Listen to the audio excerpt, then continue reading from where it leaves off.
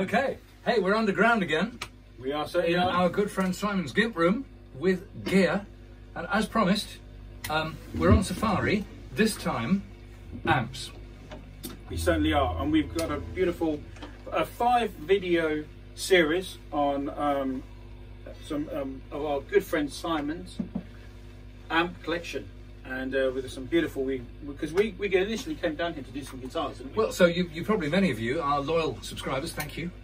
You've probably seen the videos we did last summertime, which went down very well, of some fantastic old guitars from here. While we were here, we were kind of thinking, we haven't got time in this visit, but we're surrounded by amps. This room is literally wallpapered in amps. So we invited ourselves back, and the Mad Fool kindly agreed, and so here we are again. And we're kicking off with two mid-60s Blackface Fenders. That's Ramon right. is playing through a Super, which I'm jealous about because it's one of the most iconic amps in the world. Blackface Super, 4x10, 40 odd watts. Yep, 45 watts, and it's kind of the quintessential blues guitar player. Never heard a dud.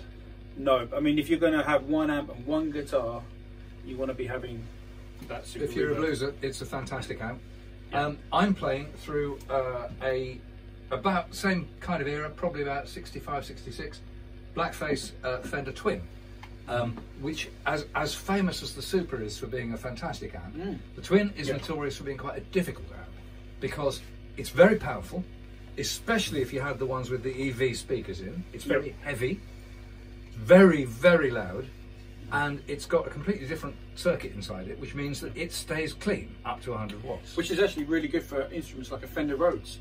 You know, plugging a Fender Rhodes into it. Amazing for that, because I mean that, especially Fender Rhodes, almost a sine wave, hardly any treble at all, really pure. Yeah. Drive anything into overdrive. Yeah, or other keyboards, and you know, it's kind of like Fender's just complete clean hi-fi circuit. Of course, this also comes, you know, the mid '60s was when amps were getting bigger and louder. Yes. And they were getting bigger and louder because players needed to compete with big drums.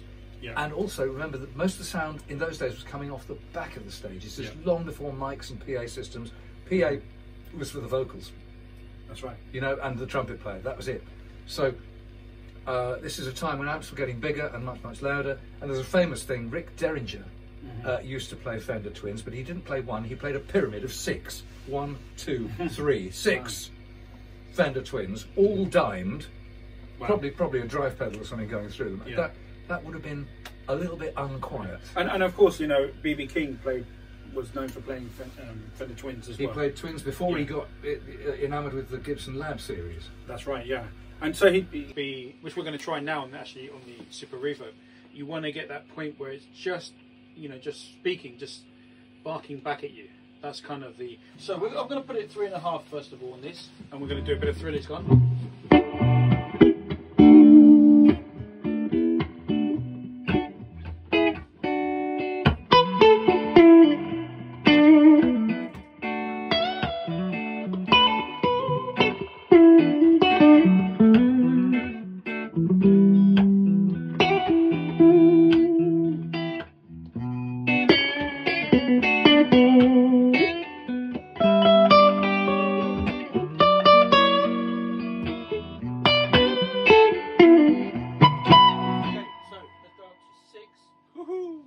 Fruity. 1, 2, 3, 4.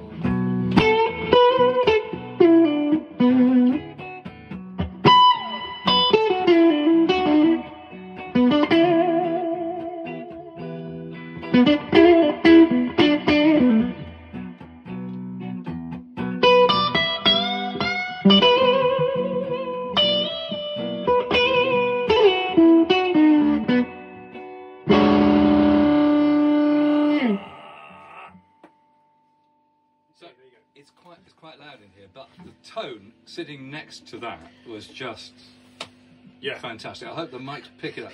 The tone was how it ought to be. Yeah, it was just. And even Simon gave us a thumbs up there. Fat PHAT, and he's outside the double doors of the dungeon. Yes. So I mean that's what higher frequencies I had left have now gone. I'm too old to have anything above about 500 hertz anyway. I can't even hear my top string anymore.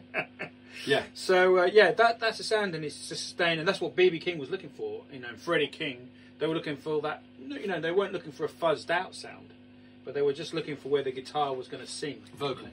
Yeah, so it's kind of like a clean singing. Absolutely. And that's what the Super Reverb, you know, you got a drummer, you know, and a bass player. You need that. An amp that can ride that, you know. Ride that, cut through, sit on top, and sing. Yeah, because B.B. King, you know, he had his vocal, and he had the vocal of the guitar, and the vocal of the guitar had to be louder than everything else. Yeah. It had to be louder than the drummer. Yeah. You know? Not in the mix. It had to be on top of the mix. So. This was in the days before sound engineers were allowed to have an opinion. Yes. Halcyon days. Oh, yeah. Don't get me started. No, it's so just one thing we should say, the guitars we're playing, okay, we've avoided going on the posh stuff, either bringing our own posh stuff or using our host posh stuff. We're quite deliberate. So I've got my cheapest guitar here, my Fender Cabronita, made in Indonesia, probably. Yep, and I've got a cheap Japanese guitar. And yours is a more expensive Japanese guitar, but nevertheless, it's still not uber posh. No, it's not. Because we're trying to play the amps, not the guitars. We're focusing on. So these are just Seymour Duncan pickups, and you've got cheap Fidelitrons. The marketing people clearly were let in the room when they named these pickups. So they're kind of like Gretsch Filtertrons, but they're Fender now own Gretsch, and these are their sort of mass market Filtertron pickups. They call them Fidelitrons. They must be incredibly cheap, because this guitar cost about 250 quid at retail. It would have gone into the dealer at little over 100 quid. So including shipping and manufacture, that's 100 quid. The pickup must be about 2 quid. There's nothing boutique about them at all. They're pretty good. And the Cabronita also has just a pickup switch and a volume control. That's it. The volume control definitely rides the tone. It gets brighter when you get up the top, definitely. So if you give me a shuffle in E, I'm just going to demonstrate. This is Super Reverb with the reverb on 6. Just 6. Let's see what the reverb sounds like with 6, yeah? Okay. Just like a shuffle in E. 1, 2, 3, 4.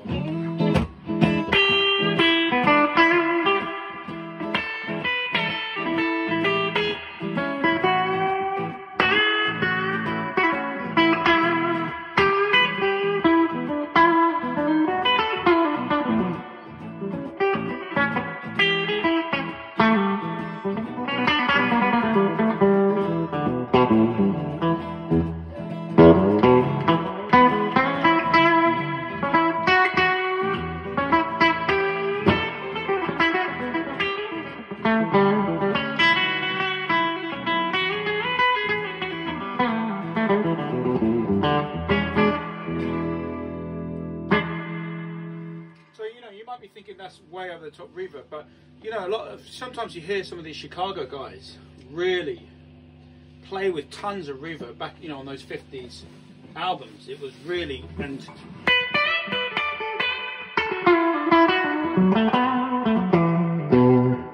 you got this amazing reverb sound, coupled with this singing clean sound. Yep. Which makes the Super Reverb really the king. You're right. Also, that reverb, you know, whenever you're recording, you know, you have to put tons of reverb on. You know, it sounds like much too much until you put it in the mix, and suddenly everything sits in. Yeah. Because of that separation. And also, you know, you think about some of the old Peter Green recordings. He'd play with drenched with reverb like that sometimes. Well, Black Magic Woman, the first half is dry.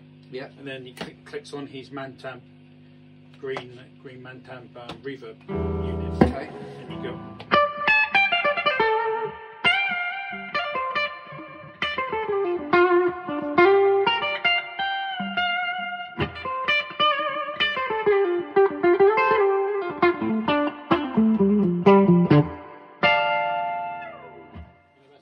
Absolutely fantastic sound.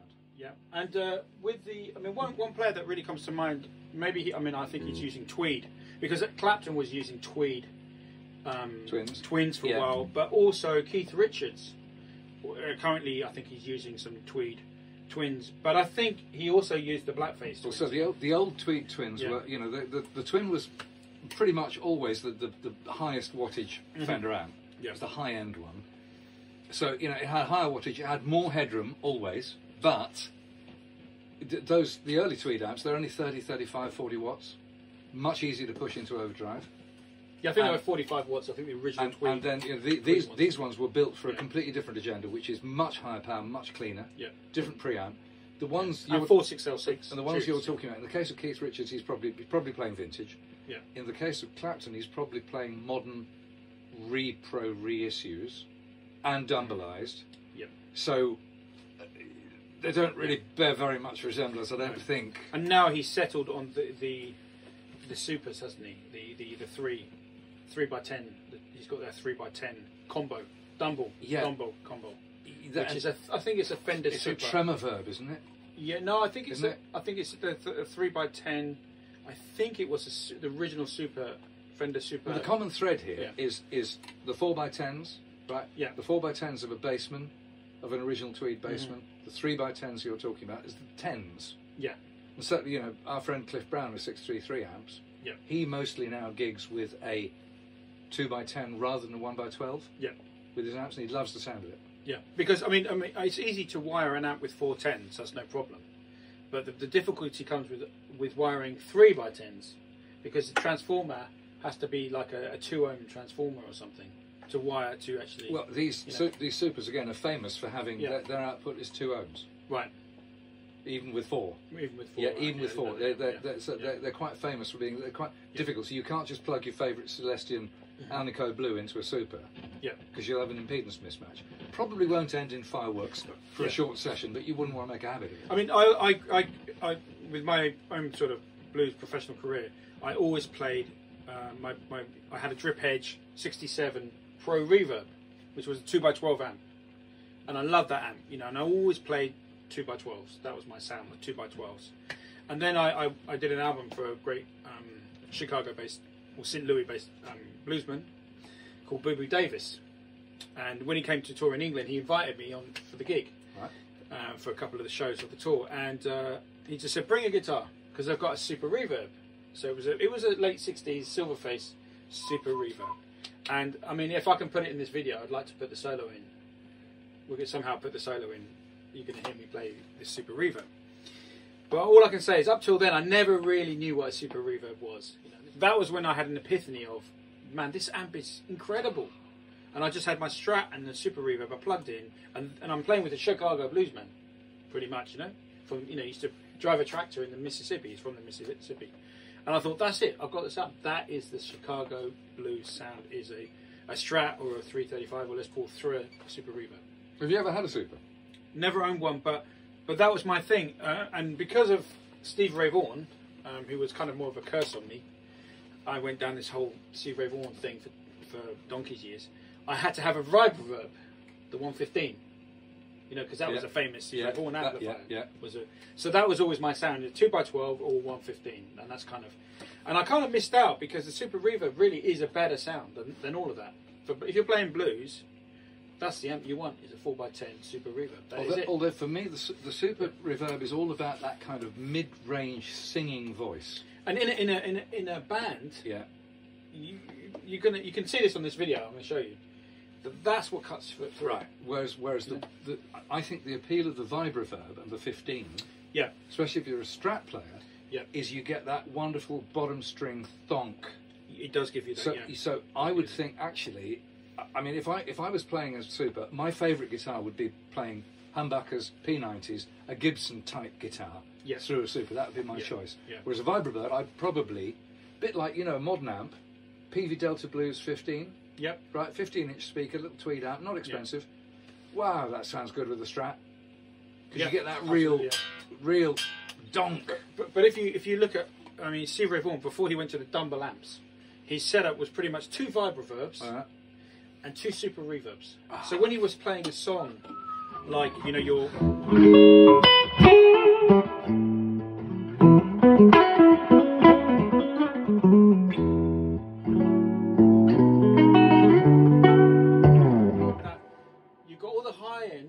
Super Reverbs, and you got what you're talking about, the girth from the 115s. Fantastic. And that's what he was, you know, even if you go to the Dumbles, which are quite chimey amps, as you know. But before he had the Dumbles, he was really chimey. He had the same sound. Because he had the top end from the Super Reverbs, which give you all that maybe this is not going to come across, guys, but we've literally lost all our high frequency hearing. I'm shouting to be heard. Yeah, so Bloomfield, did he use a super reverb? Certainly at one point. I mean, that would be the amp that I would have thought. If you're in Chicago, a young man playing blues, young angry man, you want to have a super reverb. And you know, so he had a Telecaster, then he had a Gold Top, then he had the famous Sunburst. But here's the difference. You see, that's why when we say British blues, it's not the super reverb sound. True. It's really the bassman. It's a 2x12 bassman sound, which then evolved into the JTM 45. into the Marshall sound. So that the Marshall, the Blues Breaker sound is that 2x12, rather than a 4x10. And the speakers make a massive part of the sound. Yeah. Just the speakers. I mean, the sound of Marshall is really a 4x12 cabinet. Yeah. That's what defined the Marshall sound. Yeah. Whereas, the Fenders were, as we were playing today. Yeah, that's right. So we're going to move on, because we've got some more videos to do. I just would say, quite an interesting experiment for us, because we're deliberately downplaying it on the guitars and upping it on the amps. And my experience is that people find amps a lot less interesting than they do guitars, because there's less to look at. Trouble is, I'm going to bang on about my old thing again, it's all about the amp, guys. I mean, I'm playing a piece of really quite cheap tat here, and if you put it through a nice amp, if this amp was going through the Super, I think I'll get the first choice of the next 2 amps, or whatever, but the sound of the amp is really important. So even if they're relatively boring black or brown or tweed boxes sitting behind you, give the amp shelf space, it's really important. There you go. Moral for today's story, part 1. We'll be back shortly with part 2 and more tasty old amps, and probably a bit of real authentic crackle too. So for now, it's goodbye from him. And it's goodbye from us. Take care. Ciao.